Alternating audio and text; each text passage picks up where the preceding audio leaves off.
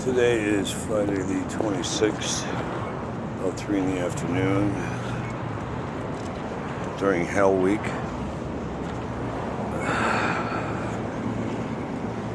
You know, I spoke with Charles yesterday. Charles runs counterintelligence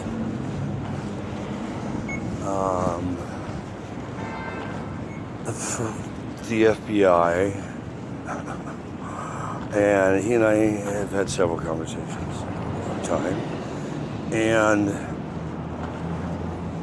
his biggest fear is that before his counterintelligence teams, several analysts, going through all the forensic data that I just dropped over text,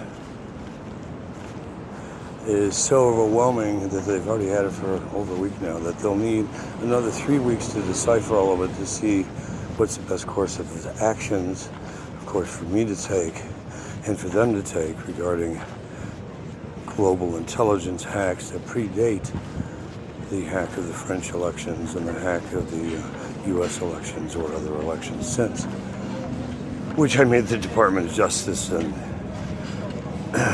all of domestic and foreign intel to the best of my ability aware when I knew of the global intel breach as required under contracts as a domestic and federal international high-level cleared contractor.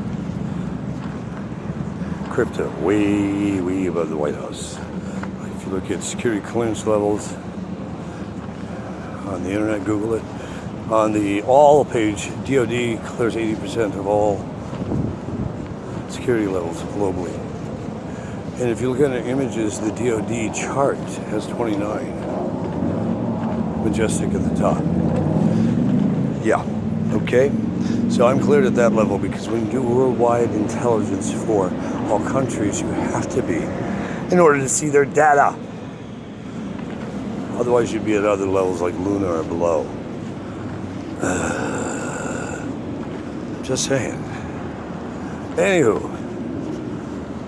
he said that that the data, Charles said this, that he had accessed when getting eyes only looks into my file was so massive it could fill up,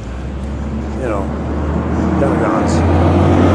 Because of all of the stuff I have done as a contractor over the decades and over the last centuries for my government and other governments and the UN and in my humanitarian peacekeeping missions as a patriot for humanitarian rights was so massive.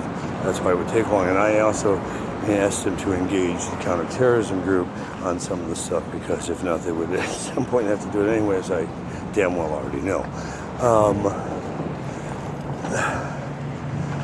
Then, 20 minutes later, same location, I get my ass beaten by some people who one I know is an undercover FBI out of playing homeless out of Chicago, or at least that's the byline that I've been understanding. All my favorite criminals with badges are rolling by. This is so much fun. Not. Hi, he's back. He didn't go away again. Hi. There are so many people in law enforcement, criminals with badges, state, local, federal, and international agents will run over drug and sex traffic. Same people who are supposed to be fighting against it. Isn't that ironic? Gee golly. Oh, did I say that out loud? I'm sorry, maybe it's from my head being pulverized again last night to the point where I will need plastic reconstructive surgery again to my face this time.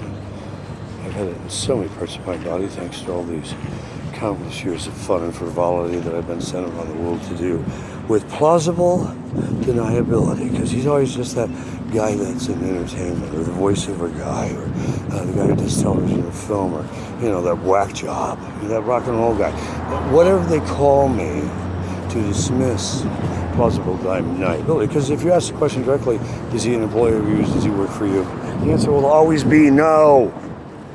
He does that.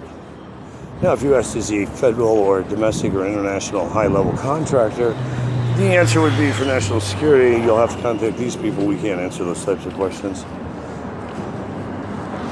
Ask the right questions to get the answers you want. Don't ask questions to get roundabout ways to get the answers you're hoping for.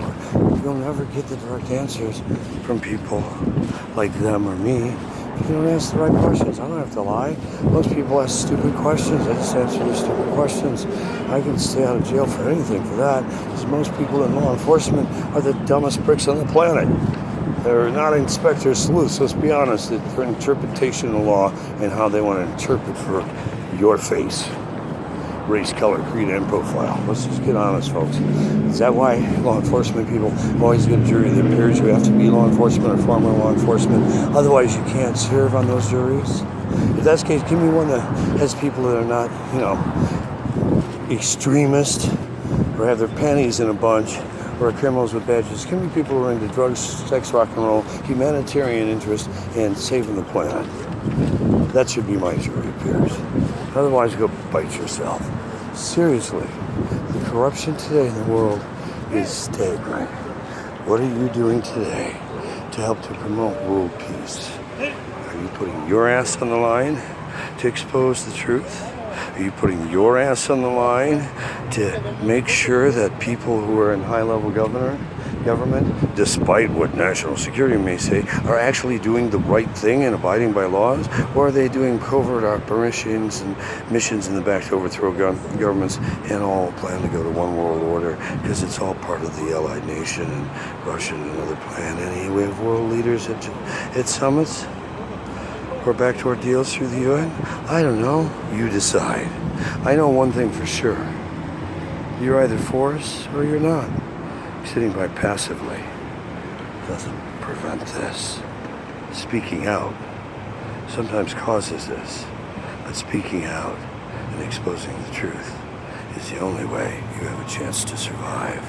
Otherwise, go read the Georgia Guidestones in your spare time and plug in Illuminati plan to genocide 7 billion plus people and find out how off the rocker I really am. Go figure. I'm Kurt Kelly.